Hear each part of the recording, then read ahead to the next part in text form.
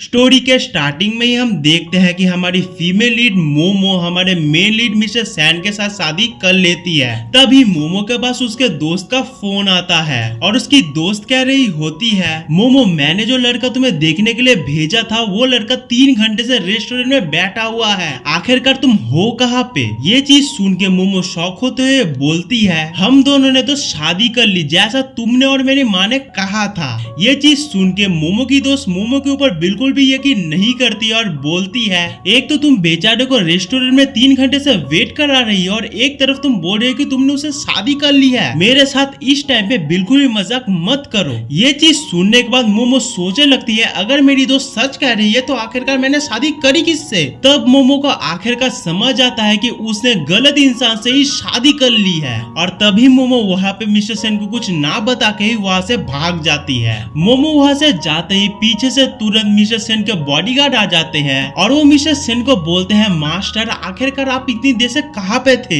यहाँ पे मिस्टर सेन अपने बॉडीगार्ड को बोलते हैं कि उनकी दादी को एक लेटर लिखे जिसमें लिखा हो आखिरकार मिस्टर सेन ने शादी कर ली है और उनकी दादी को उनके घर की नई बहू भी मिल गई है। फिर हम दूसरे दिन देखते हैं कि मोमो अपने काम के पहले दिन ही लेट हो चुकी है और वो दौड़ते हुए अपने काम पे जा रही होती है, जहाँ पे ऊपर जाने के लिए 2 एलिवेटर थे। एक एलिवेटर पे कोई भी नहीं था और एक एलिवेटर पे बड़ी लाइन थी। तो मोमो यहाँ पे अपना ज्यादा दिमाग नहीं लगाते और खाली एलिवेटर की तरफ चली जाती है, मगर कंपनी के एम्प्लॉय लोग मोमो को रोकते हुए बोलते हैं कि वो एलिवेटर इस कंपनी के सीईओ के लिए है, मामूली एम्प्लॉय लोग के लिए नहीं है। जो चीज सुनने के बाद मोमो सबके साथ लंबी एलिवेटर की लाइन में लग जाती है, लेकिन तभी वहाँ पे उस कंपनी के सीईओ आ जाते हैं और गेस व्हाट, इस कंपनी के सीईओ मिस्टर सेन ही थे। जो चीज देख के मोमो पूरी तरीके से हैरान रह जाती है। यहाँ पे मिस्टर सेन मोमो के सामने आकर बोलते हैं, अगर वो चाहे तो इस लिफ्ट का यूज वो आराम से कर सकती है, मगर यहाँ पे मोमो ये चीज करने से थोड़ी बहुत झिझक रही थी। जो चीज मिस्टर सेन बहुत ही आराम से समझ जाते हैं और वो मोमो का हाथ पकड़ के उनको इस लिफ्ट में ले आते हैं। इसके बाद मोमो लिफ्ट के अंदर मौका पाते हुए मिस्टर सेन से पूछती है, क्या वो सचमुच में सेन ग्रुप के सीईओ हैं। यहाँ पे मिस्टर सेन मोमो का जवाब ना देते हुए मोमो से उल्टा पूछ लेते हैं, वो यहाँ पे क्या कर रही है, कि आज उसका इस कंपनी में काम करने का पहला दिन है। यहाँ पे मिस्टर सेन मोमो को बोलते हैं, अगर कोई भी मदद चाहिए हो तो जरूर से मिस्टर सेन को वो बताए, मगर मोमो बोली नहीं, उसे किसी की भी मदद नहीं चाहिए। उसके बाद हम लोग दूसरे सीन में देखते हैं कि मोमो के ऊपर उसकी सीनियर मिस्टर फैंग बहुत ही ज्यादा हंस रही है और बोल रही होती है कि मोमो के ऊपर ये साफ सफाई करने वाला ड्रेस बहुत ज्यादा सूट कर रहा है। यहाँ पे असल में मिस फैंग और मोमो एक ही साथ पढ़े हैं, एक ही कॉलेज में गए हैं और एक ही साथ ग्रेजुएशन भी करी है। यहाँ पे मोमो अपने मन में सोचती है कि कॉलेज डे से ही मिस फैंग उसको बहुत ज्यादा तंग करती है और यहाँ पे काम करना तो मिस फैंग उसके लिए नरक ही कर देगी। यहाँ पे मिस फैंग बोलती है कि कॉलेज के ग्रेजुएशन के बाद वो सिन ग्रुप के साथ बहुत ही अच्छी तरह से काम करने लग गई थी, इसी वजह से यहाँ पे उसने अगर मिस फैंग की बात नहीं मानी तो मिस फैंग उसको इस काम से बहुत ही आराम से निकाल देगी। मगर यहाँ पे मोमो को इन धमकियों से बिल्कुल भी फर्क नहीं पड़ा। यहाँ पे मिस फैंग बोलती है कि मेरे सामने तुम्हारी क्या ही औकात, मैं तो इस कंपनी के सीईओ और मालिक मिस्टर सेन के साथ शादी करने वाली हूँ और तुम तो मेरे टेबल को ही साफ करती हुई रह जाओगी। फिर मिस फैंग कंपनी के 19वें फ्लोर पे मोमो को अपने काम के लिए ले जाती है, जहाँ वो बोलती है मोमो को कि इस रूम की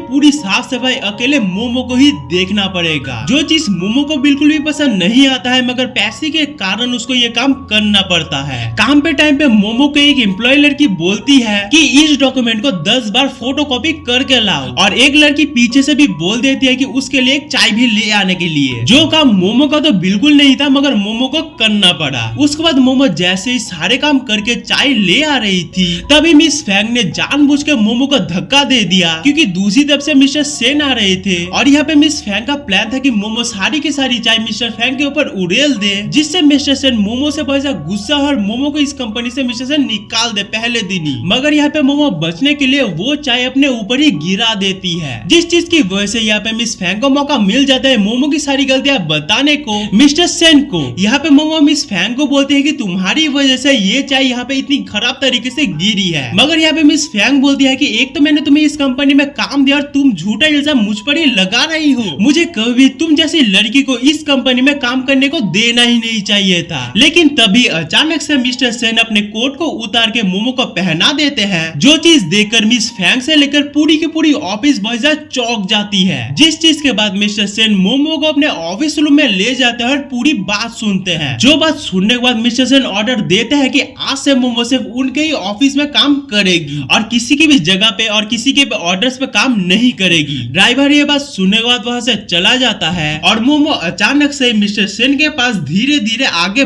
बढ़ने लगती है और मोमो अचानक से ही पूछ लेती है, मिस्टर सेन क्या आप मुझको पसंद करते हो? मिस्टर सेन बोलते हैं, तुम्हें ऐसा क्यों लगता है? मगर मोमो यहाँ पे बोल देती है, क्योंकि मैं बहुत ज्यादा सुंदर हूँ ना, इसी वजह से। अगले सीन में हम देखते हैं मिस्टर सेन और उनकी दादी को। यहाँ पे दादी बोल रही होती है कि उनकी 70 साल उम्र हो चुकी है, अब तो मिस्टर सेन शादी कर ले। यहाँ पे मिस्टर सेन पहले तो चुप रहते हैं, मगर आखिरकार उनकी दादी को बोल देते हैं कि उन्होंने शादी कर ही ली है। शॉकिंगली यहाँ पे दादी बिल्कुल भी नहीं चौंकी, मगर वो बोल पड़ी, जिस लड़की के साथ मिस्टर सेन ने शादी करी है उस लड़की को वो घर पे लेके आए। उस लड़की को देख के, उस लड़की को परख के दादी आखिरी जवाब देगी कि वो लड़की इस घर की बहू बनेगी या फिर नहीं बनेगी। मिस्टर सेन यहाँ पे दादी को ठीक है बोल देते हैं, मगर दादी को ये बात भी बोलते हैं कि मोमो ही इस घर की बहू बनेगी, चाहे आप लोग मानिए या फिर ना मानिए। अगले दिन हम देखते हैं कि मोमो मिस्टर सेन के बड़े से घर के सामने खड़ी है और वो मिस्टर सेन के घर को देखते हुए बहुत ज्यादा चौंक भी रही है। मगर अचानक से कहीं से एक बहुत ही बड़ी काली गाड़ी आती है और उस काली गाड़ी से निकलता है मोमो का एक्स बॉयफ्रेंड शानिया और उसकी नई गर्लफ्रेंड। वो दोनों मोमो को बोलने लगता है कि तुम जैसी गरीब यहाँ पे कर क्या रही हो? मोमो यहाँ पे बोलती है कि मेरे एक दोस्त ने मुझे यहाँ पे बुलाया है। दोनों हंसते हंसते बोलने लगे, तुम्हारी दोस्त यानी इस घर की नौकरानी ना? तभी अचानक से घर से बाहर निकलता है एक बटलर। बटलर आते ही पूछता है, आप लोग कौन है? तो यहाँ पे शैन्यो बोलता है, मैं शैन्यो हूँ, मैं एक बहुत ही बड़ी कंपनी का मालिक हूँ, इसी वजह से मैं शेन ग्रुप के मालिक और चेयरमैन के साथ आज मिलना चाहता हूँ, क्या आप मुझे उनके पास ले जाएंगे? मगर यहाँ पे बटलर बोलता है कि आज मास्टर किसी से भी मिलना नहीं चाहते हैं। शैन्यो यहाँ पे हार ना मानते हुए बोलता है कि मुझे आपके मास्टर के साथ मिला दीजिए, मैं उनके लिए बहुत ज्यादा महंगे महंगे गिफ्ट लाया हूँ। बेसिकली यहाँ पे शैन्यो बटलर को घूस देना चाह रहा था, मगर फिर से बटलर वही बात शैन्यो को दोहराता है। जो चीज सुनकर शैन्यो की गर्लफ्रेंड बहुत ज्यादा गुस्सा हो जाती है। जो चीज देखते हुए मोमो उन दोनों को बहुत ज्यादा चिढ़ाने लगती है। तभी बटलर मोमो से पूछती है, क्या आप मिस मोमो हो? मोमो बोलती है, हाँ मैं ही मोमो हूँ। बटलर बोलता है कि आप मेरे पीछे चलिए, मास्टर आपका बहुत ही देर से वेट कर रहे हैं। जो चीज देखकर शैन्यो और उसकी गर्लफ्रेंड की लिटरली जल ही जाती है। घर में घुसकर मोमो घर को देख के बहुत ही ज्यादा हैरान हो जाती है और दादी के सामने ही बोल पड़ती है कि इतना बड़ा घर भी होता है क्या? तभी दादी ने अचानक से मोमो को बोला, उसका हाथ में जो गाजर का बस्ता है वो क्या उसके लिए गिफ्ट है? तो मोमो दादी को हाँ बोलते हुए गाजर का बस्ता दादी को दे देती है। जो चीज देखकर दादी बहुत ज्यादा खुश हो जाती है और दादी मोमो के सामने आकर बोलती है, तुमने मुझे एक बहुत ही सुंदर गिफ्ट दिया है, मैं भी तुम्हें एक रिटर्न में एक गिफ्ट देना चाहती हूँ। तभी दादी हाथ से इशारा करती है और बहुत सारे मेस मोमो के लिए महंगे महंगे ज्वेलरी कपड़े उनके लिए ले आती है। यहाँ पे दादी बोलती है कि इस सारी चीजों के अंदर से तुम कोई भी चीज ले सकते हो या फिर ये सारी चीजें तुम ले सकते हो एज अ गिफ्ट। मगर जैसे ही मोमो ने उन सारी चीजों का प्राइस देखा वो बहुत ज्यादा चौंक गई। वो सोचने लगी कि इतनी महंगी चीजें वो कैसे ही ले सकती है। इसके बाद दादी अलग अलग ज्वेलरी मोमो को पहना के बोल रही है कि तुम्हें ये लेना चाहिए, ये लेना चाहिए, ये तो तुम्हें लेना ही चाहिए। मगर यहाँ पे मोमो दादी को बोलती है कि उसकी औकात ही नहीं है यहाँ पे एक भी चीज लेने की, इसी वजह से वो ये चीजें नहीं लेगी। मगर यहाँ पे दादी बहुत ज्यादा गुस्सा होते हुए बोलती है उसे एक ना एक चीज यहाँ से लेनी ही पड़ेगी, क्योंकि दादी मोमो को खाली हाथ भेजना नहीं चाहती थी। अब मोमो यहाँ पे ये चीज सुनने के बाद बहुत ज्यादा कंफ्यूज हो चुकी है। मगर तुरंत ही मोमो को एक साइड टेबल पे एक सिल्वर रिंग दिखती है जिसकी कीमत ही सबसे कम होगी। यही सोचकर मोमो ने वो रिंग ले ली और दादी को बोला, मैं ये रिंग लूंगी, आपको कोई प्रॉब्लम तो नहीं? दादी बहुत ही ज्यादा खुश होते हुए बोली, नहीं नहीं तुम ले जाओ ये रिंग। जो चीज देखते हुए बटलर बहुत ज्यादा शॉक हो गया। तभी दादी ने बटलर को इशारा करा और बटलर ने मोमो को उसके घर भेज दिया और दादी पीछे से बहुत ज्यादा खुश होते हुए बोली, आखिरकार इस घर को उसकी बहू मिली गई है। दूसरे दिन हम ऑफिस में देखते हैं कि मिस फैंग बहुत सारे कंपनी का एम्प्लॉइज को बोल रही होती है कि आखिरकार मिस्टर सेन ने उसको प्रपोज कर ही दिया है। जो चीज सुन के वहाँ पे सब लोग बहुत ज्यादा एक्साइटेड हो गए। तभी वहाँ से मोमो जा रही होती है, मगर वो सब मोमो को रोकते हुए बोलते हैं, क्या तुम जानते हो मिस फैंग और मिस्टर सेन एक दूसरे के साथ शादी करने वाले हैं? यहाँ पे मोमो ये बात बिल्कुल भी यकीन नहीं करती है, चुपचाप वहाँ से जाने लगती है। मगर मिस फैंग ने मोमो का रास्ता रोकते हुए बोलती है कि सचमुच में मिस्टर सेन ने कल मुझे प्रपोज किया था और इस चीज का सबूत कल उन्होंने मुझे ये सिल्वर रिंग पहनाया था। ये सिल्वर रिंग शिन गुप्त की मैरिज रिंग है और ये रिंग अगर तुम किसी भी लड़की के हाथ में देखना तो तुम समझ जाना कि वो लड़की शिन गुप्त की सबसे पावरफुल इंसान है। मोमो यहाँ पे ये चीज देखते ही तुरंत ही अपने पॉकेट से वो रिंग निकालती है और बोलती बोलती है कि मेरे पास भी ऐसी ही रिंग है। यहाँ पे असलियत में मिस फैंग के पास जो रिंग है वो नकली है। मिस फैंग ने टीवी में देख देख कर वो रिंग ज्वेलर से बनाई थी। यहाँ पे मोमो के हाथ में वही रिंग देखकर मिस फैंग बहुत ज्यादा डर जाती है और बहुत ही ज्यादा डरते हुए बोलती है तुम्हारे हाथ में जो ये रिंग है ना वो पूरी तरीके से नकली है। मोमो बोलती है कि ये रिंग मुझे कल दोपहर मिस्टर सिन के दादी ने मुझे गिफ्ट करी थी, मगर मोमो की ये बात वहाँ पे कोई भी यकीन नहीं करता। दूसरी तरफ हम देखते हैं कि दादी उसी कंपनी के अंदर आ चुकी है।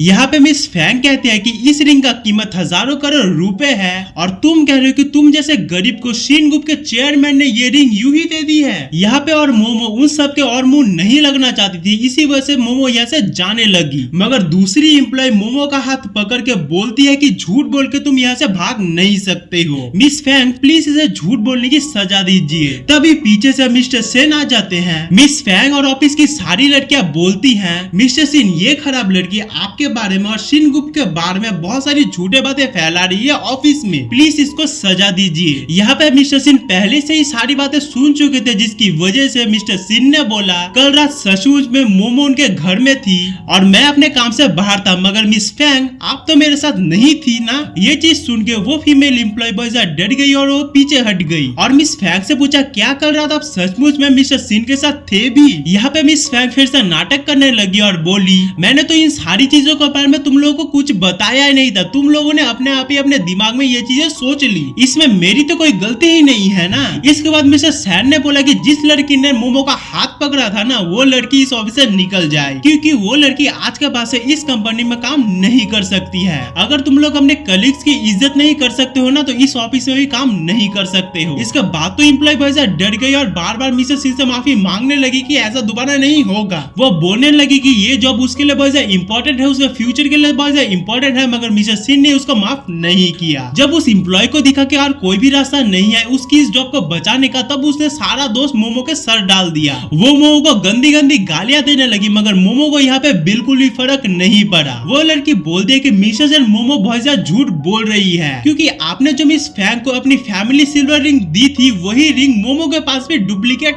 है। जो फेक रिंग दिखाकर मोमो पूरे कंपनी में अफवाह फैला रही है। यहाँ पे मोमो बोलती है पहले तो मैंने कोई भी अफवाह नहीं फैलाई और दूसरी बात तो मुझे सचमुच में मिस्टर फैंग के दादी ने ये रिंग गिफ्ट करी थी। यहाँ पे मिस फैंग हंसते हंसते बोलने लगी तुम जैसे गरीब को शिन ग्रुप की सबसे कीमती चीज यूं ही मिल गई, झूठ मत बोलो। मोमो यहाँ पे बोलती है कि मैं झूठ नहीं बोल रही हूँ, अगर तुम्हें शक है ना तो चेयरमैन के पास जाके पूछ लो। तभी मोमो के पीछे से आवाज आई उतनी दूर जाने की जरूरत नहीं है, मैं ही यहाँ पे आ चुकी हूँ। हम देखते हैं कि वहाँ पे दादी जी आ चुकी है। दादी जी आते ही पूछती है वो रिंग तुम्हें किसने दी। मिस फैंग उल्टा दादी से पूछती है कि तुम कौन हो और मैं तुम्हें जवाब क्यों दूं। तभी मिस्टर सैन मिस फैंग को अपने मुंह संभाल के बात करने के लिए बोलती है उनके दादी के साथ, मगर यहाँ पे तो मिस फैंग हंसते हंसते बोलती है मिस्टर सिन अगर वो बुरी औरत आपकी दादी है ना तो मैं आपकी वाइफ बनना जरूर से ही पसंद करूंगी। मिस्टर सैन तभी मोमो का हाथ पकड़ के उनकी दादी को बोलती है दादी मैं जानता हूँ कि आप मेरे लिए लड़की ढूंढ रहे हो, मगर मैं बता देता हूँ कि अगर मेरी कोई वाइफ बनेगी ना तो वो मोमो ही बनेगी। जो चीज सुन के मिस फैंग की तो पैरों से जमीन ही खिसक जाती है। यहाँ पे मोमो पीछे मुड़ के मिस फैंग को बोलती है अगर मेरी रिंग नकली होती ना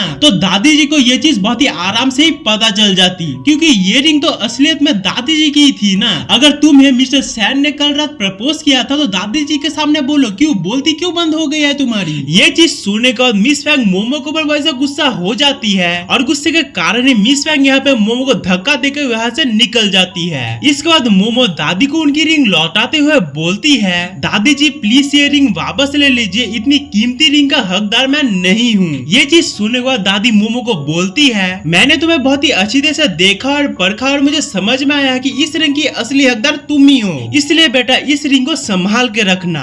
अगले सीन में हम देखते हैं कि मिस्टर सेन और मोमो एक महंगे रेस्टोरेंट में गए हैं, जहाँ पे मोमो उस रेस्टोरेंट के मेन्यू कार्ड के खाने के प्राइस को देख के बहुत ही ज्यादा हैरान हो जाती है, क्योंकि इस रेस्टोरेंट का खाना मिनिमम से मिनिमम 10,000 से लेकर 20,000 तक आ जाता है, जो चीज मोमो सोचती है कि वो बिल्कुल भी अफोर्ड नहीं कर सकती है। इसी वजह से वो मिस्टर सेन के पास जाकर बोलती है कि अभी उसे भूख बिल्कुल भी नहीं लगी है। मगर यहाँ पे मिसेस सेन को ये बात बहुत ही आराम से पता चल जाती है कि मोमो यहाँ पे ये चीज क्यों कह रही है, और यहाँ पे मोमो को वो बोलते हैं कि थोड़ी बहुत भूख उन्हें लगी है, इसी वजह से वो खाना खा लेंगे। रेस्टोरेंट में बैठने की जगह जाते टाइम ही मोमो अपने दिमाग में सोचते हैं कि इस रेस्टोरेंट का प्राइस वो पे कैसे करे। ना ही उसके पास इतने पैसे हैं, ना ही उसके माँ के पास इतने पैसे हैं, ना ही वो अपने दोस्तों से उधार ले सकती है। टेबल में बैठने के बाद मिस्टर सेन ने खाना ऑर्डर किया और उन्होंने मोमो को ये चीज बोली, मोमो आज इस रेस्टोरेंट में 60% का ऑफर चल रहा है, इसी वजह से तो आज मैंने तुम्हें इस रेस्टोरेंट में लाया था। मगर दुख की बात यह है कि तुम्हें तो अभी भूख ही नहीं लगी, तो मेरी ये सारी चीजें बताने का तुम्हें क्या ही फायदा। मोमो तुरंत अपनी चालाकी दिखाती है, वेटर भैया को दोबारा बुलाती है और सारी चीजें ऑर्डर करती है और मिसेस सेन को बोलती है कि इतने बड़े रेस्टोरेंट में आए हैं तो थोड़ा बहुत तो खा ही सकते हैं। मगर यहाँ पे सचमुच में मोमो ने बहुत सारी चीजें मंगाई थी, जो चीज देख के मिसेस सेन भी हैरान थे। ये सारी चीजें खाने के बाद मिसेस सेन बिलिंग काउंटर में बिलिंग करने के लिए चले गए, मगर तभी वहाँ पे आ जाती है मोमो की स्कूल फ्रेंड, जो बचपन से ही मोमो से बहुत ज्यादा जल्दी थी। वो इस रेस्टोरेंट में आई थी खाना खाने के लिए अपने बॉयफ्रेंड के साथ। यहाँ पे उसकी दोस्त मोमो को देखते ही मोमो के सामने आकर मोमो के मुंह के ऊपर ही बोल रही होती है कि तुम जैसी गरीब यहाँ पे कर क्या रही है। मोमो ये चीज सुनने बाद थोड़ी रूडली जवाब देती है, वो बोलती है कि मैं तो यहाँ पे खाना खाने आई थी, तुम यहाँ पे क्या कर रही हो,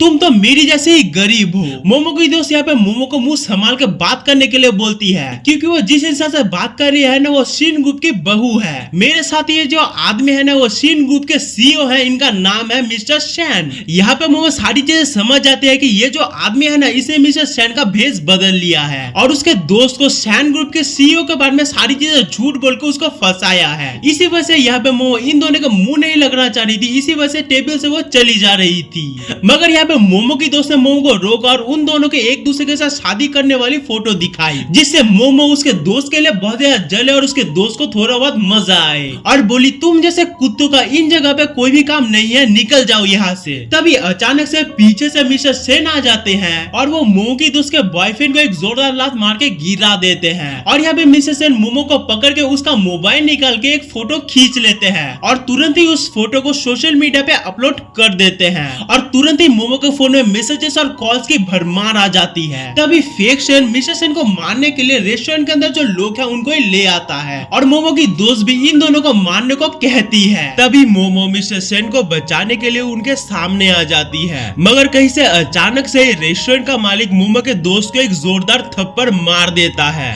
मोमो की दोस्त बोलते हैं कि तुम्हें पता है तुमने किसे मारा है, तुम जानते हो मैं क्या कर सकती हूँ, मैं शिन ग्रुप के सीईओ की होने वाली वाइफ हूँ, मैं तुम्हारी नौकरी खा जाऊंगी। तभी रेस्टोरेंट का मालिक बोलता है कि तुम्हारे पास जो खड़ा है ना वो बिल्कुल भी शिन ग्रुप का सीईओ नहीं है। फेक सेन ये चीज सुन के समझ जाता है और धीरे धीरे पीछे हटने लगता है। तभी आखिरकार मोमो बोल पड़ती है कि तुम्हारे पास जो ये बंदा खड़ा है ना वो मिस्टर सेन का फेक है। रेस्टोरेंट के लोग उस फेक मिस्टर सेन को पकड़ लेते हैं, मगर वो बचने के लिए बोलता है ये सब चीजें मैंने इसके कहने पर ही किया था, मुझे ऐसा करने का बिल्कुल भी शौक नहीं है। मगर ये चीज सुन के मोमो की दोस्त की तो पैरों से जमीन ही खिसक जाती है और आखिरकार रेस्टोरेंट के लोग उस आदमी को पुलिस के हवाले करने ले जाते हैं। अगले सीन में हम देखते हैं कि मिस्टर सेन अपने घर के कमरे में बैठकर मोमो और उनकी तस्वीर देख रहे हैं और वो तस्वीर देखते हुए वो फ्लैशबैक में चले जाते हैं, जहाँ पे छोटी मोमो छोटे मिस्टर सेन से 10 रुपए मांग रही होती है और बोल रही होती है कि मुझे 10 रुपए दे दो, मैं तुम्हें उन आदमियों से बचा लूंगी। तभी वहाँ पे कुछ छोटे छोटे बदमाश बच्चे वहाँ पे आ जाते हैं और बोलते हैं मारो उस लड़के को,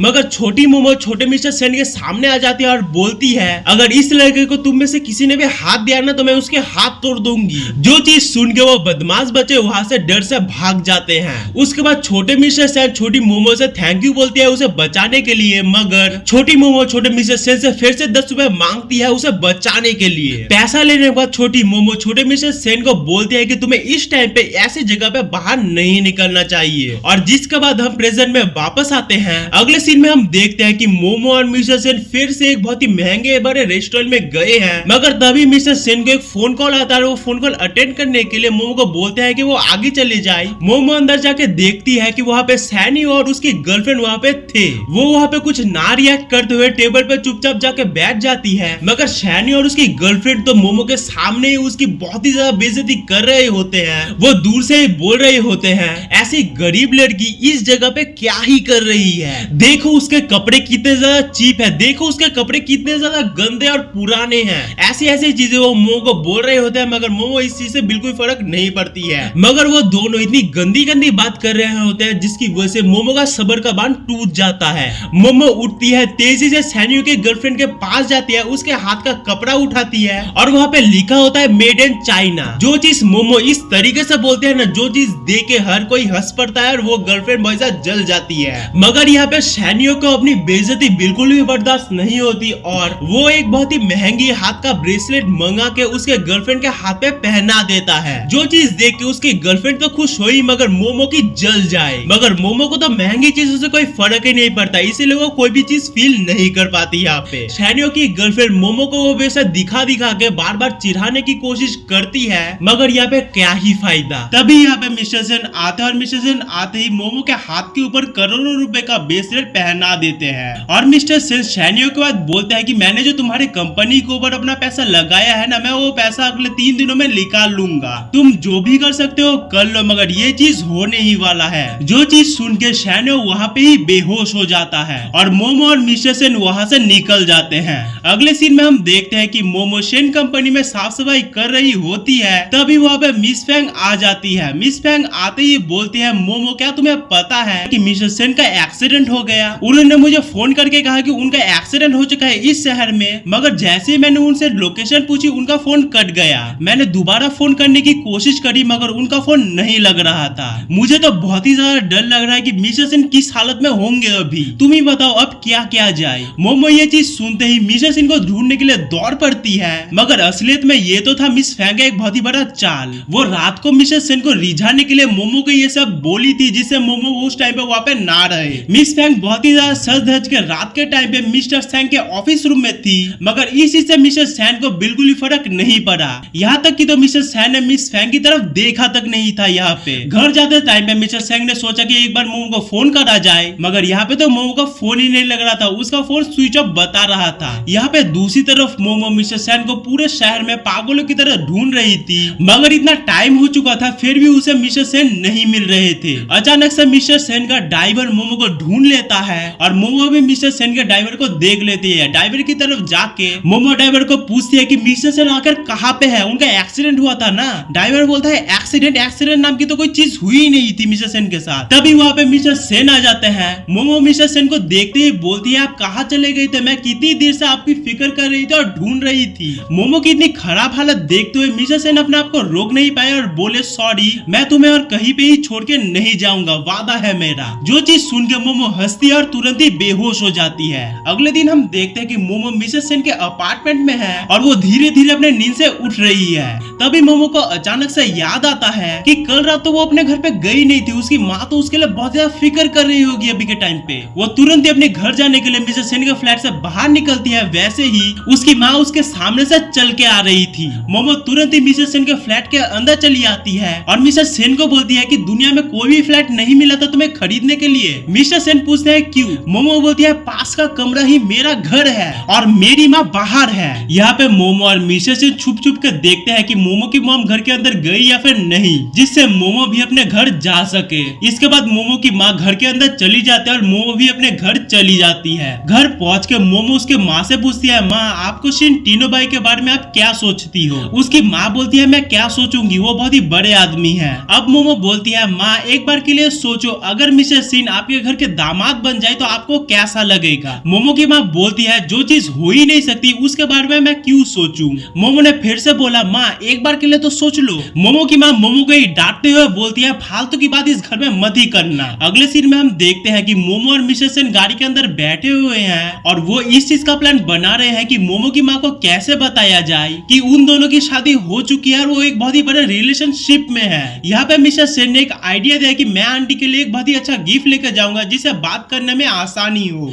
अगले दिन हम देखते हैं कि लिफ्ट के अंदर मिस्टर सेन ने मोमो की माँ के लिए एक बहुत ही बड़े बॉक्स के अंदर एक बहुत ही बड़ा गिफ्ट लाया है। मोमो मिस्टर सेन से पूछते हैं कि इस बॉक्स के अंदर क्या है, मुझे भी तो पता चले कि आप मेरे माँ के लिए क्या गिफ्ट लाए हैं। मगर मिस्टर सेन ने मोमो को बोला कि ये एक बहुत ही बड़ा सरप्राइज है, मैं अभी नहीं बता सकता हूँ। तभी मोमो प्यार से मिस्टर सेन के कान पकड़ के बोल दिया क्या आप मुझे ये बता अभी नहीं सकते हो? क्या मैं अभी भी आपकी नहीं हुई हूँ? मगर इसी टाइम पे लिफ्ट का गेट खुलता है और गेट के सामने होती है मोमो की माँ, जो ये चीज देख के बहुत ही ज्यादा हैरान थी। हालात ठीक करने के लिए मिस्टर सेन मोमो की माँ को बोलते हैं आंटी आप घबराइए मत, आपकी बेटी और मैं बॉयफ्रेंड गर्लफ्रेंड है। है। सीन चेंज होता है मोमो के घर में, जहाँ पे मोमो की माँ मोमो को बहुत ज्यादा डांट रही होती है और बोल रही होती है, तुम्हें मुझे पहले बताना चाहिए था ना ये चीज के बारे में। मोमो ने कहा, माँ मैंने तो आपको पहले बताने की कोशिश करी थी, मगर आपने तो मेरी बात को सीरियसली नहीं लिया। तभी दरवाजे की घंटी बजती है और दरवाजा खोलते ही हमें देखने को मिलता है मिस्टर सेन और उसकी दादी। मोमो की माँ उनको बहुत ही प्यार से घर में आने को बोलती है और घर में आते ही मिस्टर सेन ने मोमो की माँ को वो बॉक्स वाला गिफ्ट दिया जिसके अंदर एक बहुत ही बड़ी और खूबसूरत पेंटिंग थी। जो चीज देखकर मोमो की माँ बहुत ज्यादा खुश हुई और यहाँ पे मिस्टर सेन ने मोमो की माँ को कहा, आंटी मैं आपकी बेटी के साथ बहुत ज्यादा प्यार करता हूँ, मैं उसके साथ सारी जिंदगी अपनी काटना चाहता हूँ, प्लीज हम दोनों की रिलेशनशिप को आप एक्सेप्ट कीजिए। जो चीज सुनने के बाद मोमो की माँ भी आखिरकार मान जाती है। कुछ देर बाद जब मिस्टर सेन और उनकी दादी वहाँ से चली जाती है, तब मोमो की माँ मिस्टर सेन के दिया हुआ गिफ्ट पेंटिंग को अपने द्वार के ऊपर लगा रही होती है। तभी मोमो की दोस्त मोमो की माँ को बोलती है कि ये पेंटिंग 10 करोड़ की है। जो चीज सुन के दोनों भाई साहब चौंक जाते हैं। मोमो की दोस्त ऑनलाइन में इस फोटो की प्राइस दिखाती है जिसकी कीमत 10 करोड़ थी। अब तीनों ये बात सोचे होते कि इस पेंटिंग को वॉल के ऊपर लगाया जाए या फिर अच्छी तरह से पैक करके रखा जाए। अगले सीन में हम देखते हैं कि मोमो रास्ते से जा रही होती है, तभी उसका एक सैनियो के साथ उसकी मुलाकात होती है। यहाँ पे सैनियो मोमो को बताता है कि पीछे 6 घंटे से वो यहाँ पे खड़ा है उसके लिए। मोमो पूछती है, क्यों तुम इतनी देर से मेरा वेट क्यों कर रहे थे यहाँ पे। तभी अचानक से सैनियो मोमो के सामने भीख मांगने लगता है। वो बोलने लगता है कि मोमो मिस्टर सेन के साथ ब्रेकअप कर ले और उसके साथ फिर से रिलेशनशिप पे आ जाए। मोमो बोलती है, क्यों तुम्हारी तो गर्लफ्रेंड थी ना, क्या अब तुम्हें दो गर्लफ्रेंड चाहिए एक ही टाइम पे। सैनियो बोलता है, नहीं मेरी पहले की गर्लफ्रेंड मुझे छोड़ के जा चुकी है किसी अमीरजादी के साथ। मोमो ये चीज सुन के गुस्से से सैनियो को बात बताती है कि मुझे यकीन ही नहीं होता कि 2 साल पहले मैंने तुम जैसे आदमी के साथ प्यार किया था। मगर यहाँ पे तो सैनियो कुछ भी ना सुन के पागलों की तरह मोमो को बता रहा होता है कि वो ब्रेकअप करके उसके साथ आ जाए। यहाँ पे मोमो समझ जाते हैं कि इस टाइम पे सैनियो को समझाना नामुमकिन है, इसी वजह से मोमो यहाँ से चली जाने लगती है। मगर तभी सैनियो मोमो का हाथ पकड़ के बोलता है कि जब तक तुम मेरी बात पूरी नहीं सुनोगी ना, तब तक मैं तुम्हें यहाँ से जाने ही नहीं दूंगा। यहाँ पे मोमो सैनियो की इस हालत को देखकर बहुत ज्यादा डर गई। वो सोच रही थी कि वो मुझे चोट ना पहुंचा दे। मगर तभी वहाँ पे एक काली गाड़ी रुकती है और उसके अंदर से निकलते हैं मिस्टर सेन। मिस्टर सेन आते ही सैनियो को एक जोरदार लात मार के जमीन पे गिरा देते हैं। मिस्टर सेन सैनियो को बोलते हैं, अगर दूसरी बार अगर तुम मोमो के आसपास भी भटके ना, तो मैं तुम्हें सचमुच बर्बाद करके छोड़ूंगा। और यहाँ पे सैनियो को भी आंखों में डर दिख रहा था मिस्टर सेन का। और आखिरी सीन में हम देखते हैं कि दोनों गाड़ी में बैठते हुए हंसी मजाक करते हुए आगे बढ़ने लगते हैं। तो दोस्तों अगर आपको ये क्यूट सी स्टोरी पसंद आई है ना, तो चैनल को सब्सक्राइब कीजिए, क्योंकि इस चैनल पे ऐसे कंटेंट आपको देखने को मिलेंगे।